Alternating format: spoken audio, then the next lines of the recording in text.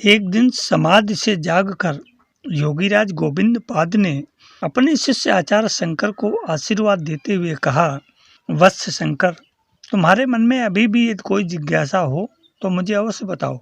शंकर ने बड़ी नम्रता से कहा, गुरुदेव, आपके दर्शन और आशीर्वाद से मेरे सभी मनोरथ पूर्ण हो चुके हैं। आपकी कृपा से मुझे सब कुछ प्राप्त हो चुका है। पर हाँ, यदि आपकी अनुमति हो तो मैं एकाग्रचित्त होकर चिर निर्वाण लाभ प्राप्त करना चाहता हूँ। शंकर की चिर निर्वाण की इच्छा सुनकर योगीराज कुछ देर मौन रहे, फिर बोले, वत्स, धर्म के पुनर्जागरण हेतु देवादिदेव शंकर के अंश व आशीर्वाद से तुम्हारा जन्म हुआ है। अद्वैत ब्रह्म ज्ञान का उपदेश करने के लिए ही तुम्हारा जन्म हुआ है। मैं अपने गुरुदेव की आज्ञा से सहस्त्र वर्ष से तुम्हारी ही प्रतीक्षा कर रहा था। अब मेरा कार्य समाप्त हो चुका है। मैं समाधि योग से अब अपने स्वरूप में लीन हो जाऊंगा। तुम काशी धाम जाओ, वहां तुम्हें भगवान शंकर के दर्शन होंगे। वो तुम्हें जो भी आदेश देंगे तुम उसी का पालन करना। शंकर मस्तक झुकाए चुपचाप अपने गुरु की बातें सुन रहे थे। गुरुदेव, अब हम सबसे बिछड़ने वाले हैं, यह सोचकर उनकी आंखों में आंसू छलछला आए। उन्होंने मुंह मोड़कर हाथ से आंसू पोंछ डाले और गुरुदेव से आज्ञा लेकर गुफा से बाहर आए। अगले दिन गोविंद पाद जी ने अपने सभी शिष्यों सन्यासियों को बुलाकर उन्हें साधना का उपदेश व आशीर्वाद दिया। फिर वे शांत होकर बैठ गए और समाधि योग के द्वारा अपनी देह का त्याग कर दिया। सभी शिष्यों ने अपने गुरुदेव पर श्रद्धा सुमन चढ़ाकर नर्मदा के पावन जल में उनका अंतिम संस्कार कर दिया।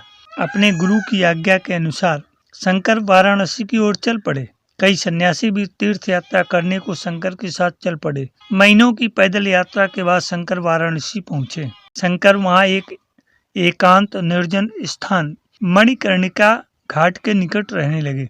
उनके साथ अन्य सन्यासी भी वहीं रहने लगे।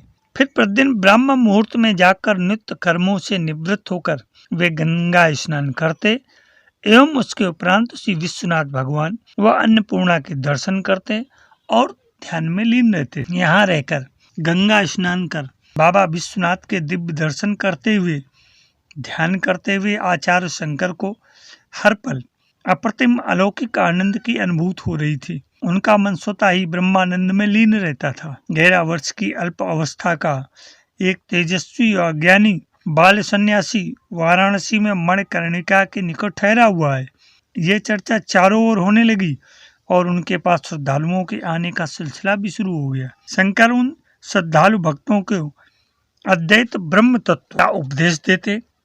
ब्रह्म तेज से चमकते उनके मुख को देखकर और उनके ब्रह्म ज्ञान को सुनकर लोग उनके प्रति आकर्षित होते जाते। धीरे धीरे विभिन्न दर्शनों के ज्ञाता भिन्न भिन्न मत वाले सन्यासी शंकर से शास्त्रार्थ करने आने लगे। शंकर सबकी जिज्ञासाओं का शास्त्र सम्मत समाधान करते और सब प्रसन्न चित्त होकर वहां से लौट जाते। कई उनसे वाद विवाद करने आते। अपने पांडित्य का प्रदर्शन कर शंकर को परास्त करने की इच्छा लेकर आते, पर शंकर की प्रतिभा, विद्वता, ज्ञान और अकाट्य तर्क के आगे नतमस्तक होकर अंततः वो पराजय स्वीकार कर लेते थे और कई उनसे प्रभावित होकर उनके शिष्य बन जाते। सनंदन आचार्य शंकर के प्रथम शिष्य बने।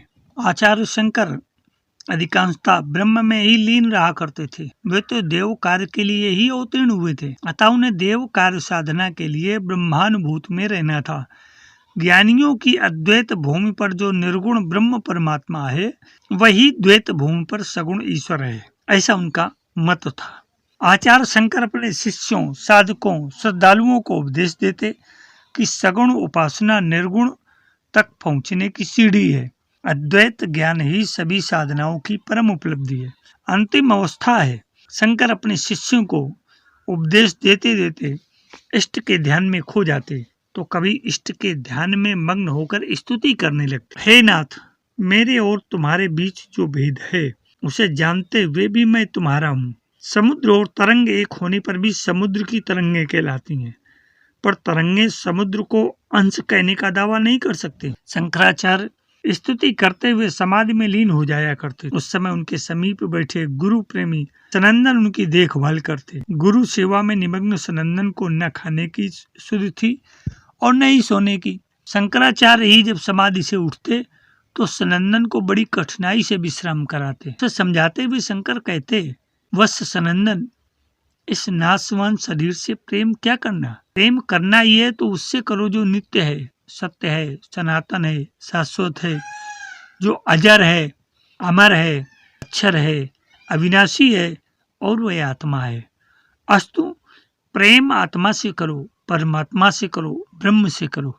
तब सनंदन कहते, गुरुदेव, आपके रूप में मैं उसी परमात्मा से, ब्रह्म से ही तो प्रेम करता हूँ, मैं विनाशी से कहाँ प्रेम करता हूँ। इस प्रकार सनंदन की ज्ञान भरी बातें सुनकर गुरु आचार्य शंकर मुस्कुरा देते। आचार्य शंकर समाधि योग के द्वारा ब्रह्म ज्ञान में प्रतिष्ठित हुए थे।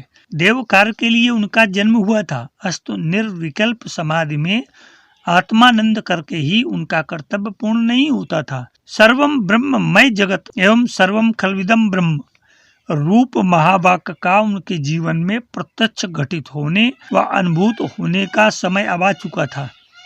साथ ही गुरु गोविंद पाद के कहे अनुसार आचार्य शंकर को काशी धाम में भगवान शंकर एवं माँ भवानी के दर्शन पाने की शुभ घड़ी भी आ चुकी थी।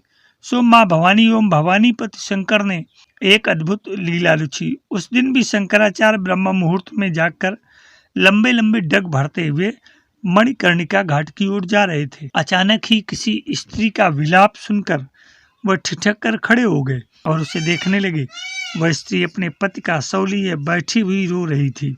शंकराचार्य जी का हृदय करुणा से भर उठा। वह उस स्त्री को सांत्वना देते हुए बोले, देवी, जरा शव को एक और हटा लो तो हम स्नान के लिए आगे जाएं। स्त्री ने शंकराचार्य की ओर देखा और बोली, महात्मन, आप शव को रास्ते से हट जाने को कह दीजिए। आचार्य शंकर बोले, माँ, भला ये कैसे संभव हो सकता है कि शव स्वयं ही रास्ते से हट जाए? शव में हटने की शक्ति कहाँ है?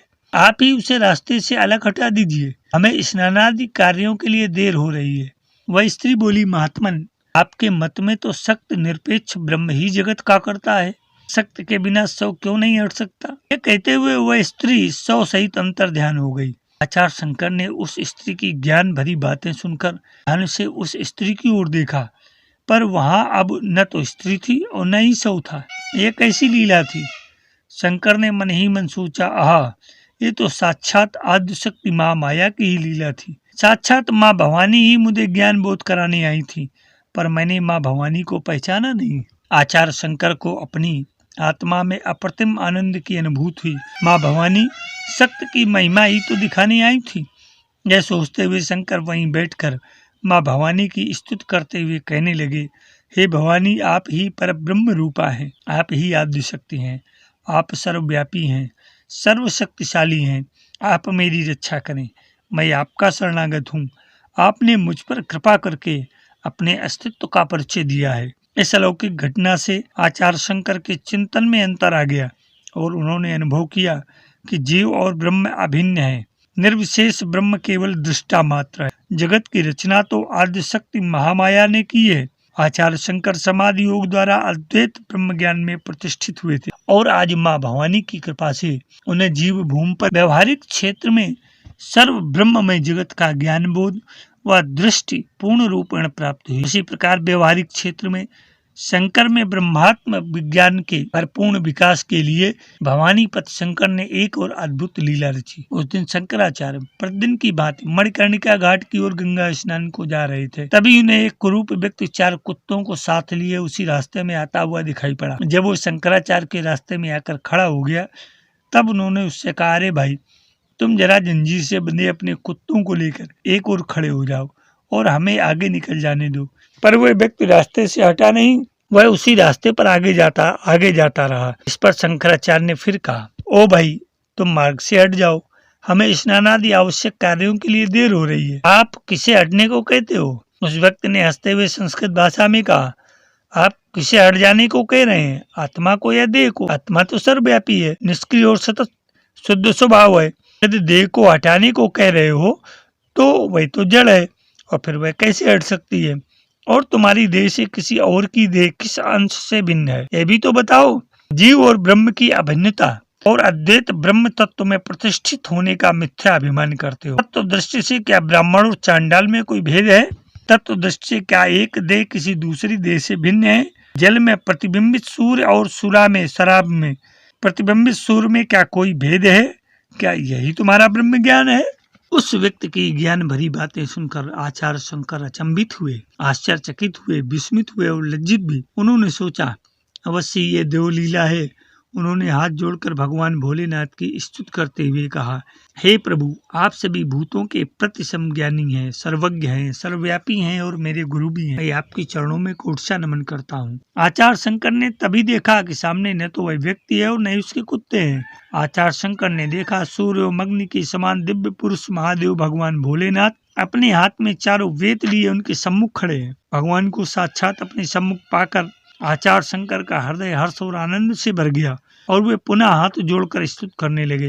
हे विभो, हे विश्वमूर्ते, मैं आपकी वंदना करता हूँ, आपको बारंबार प्रणाम करता हूँ। हे चिदानंद मूर्ते, मैं आपकी शरण में हूँ। भगवान शंकर आचार्य शंकर की स्तुति से प्रसन्न होकर उनके सिर पर हाथ रखते हुए बोले, वत्स, मैं तुमसे अति प्रसन्न हूँ। मैं तुमसे जगत में वैदिक धर्म की पुनः प्रतिष्ठा कराने की इच्छा रखता हूँ। वेदांत की निर्दोष व्याख्या द्वारा भ्रामक मतवादों का खंडन करके व्यासकृत ब्रह्म सूत्र पर भाष्य की रचना करो। वेदांत का मुख्य तात्पर्य जो ब्रह्म ज्ञान है उसकी प्रतिष्ठा करके वैदिक धर्म का सर्वसाधारण में प्रचार करो। जगत के सर्वविध कल्याण के लिए ही तुमने मेरे अंश से जन्म ग्रहण किया है। जब तुम्हारा कार्य पूर्ण हो जाएगा तब तुम मुझ में ही मिल जाओगे। यह कहते हुए भगवान भोलेनाथ अंतर्ध्यान हो गए। आचार्य शंकर देवादिदेव के दर्शन करके आनंद से भर गए। वे गंगा स्नान कर शीघ्र ही अपने निवास स्थान पर आए, पर उनके कानों में अभी भी महादेव की देववाणी गूंज रही थी। आचार्य शंकर ने सोचा कि ब्रह्म सूत्र की भाष्य रचना करने के लिए बद्रिकाश्रम जाना ठीक रहेगा। यह विचार कर वे काशी धाम भगवान विश्वनाथ एवं माँ अन्नपूर्णा को प्रणाम करके अपने शिष्यों सहित बद्रिकाश्रम की ओर चल पड़े। कालांतर में भगवान शिव की उसी आज्ञा को पूर्ण करते हुए वे उन्हीं के धाम केदारनाथ में शिवत्व में विलीन हो गए। मेरे अध्यात्म प्रेमी जिज्ञासु मित्रों, आदि शंकराचार्य के जीवन का ये संक्षिप्त वृत्तांत आपके सम्मुख रखते हुए मुझे अपार हर्ष हो रहा है। आशा है कि आपको ये जीवन वृत्तांत पसंद आएगा। इसको लाइक, शेयर, सब्सक्राइब अवश्य करें। सफल जीवन की यात्रा के इस अंक में महाविभूतियों के इस अंश के साथ आज इतना ही। शेष आगे। धन्यवाद।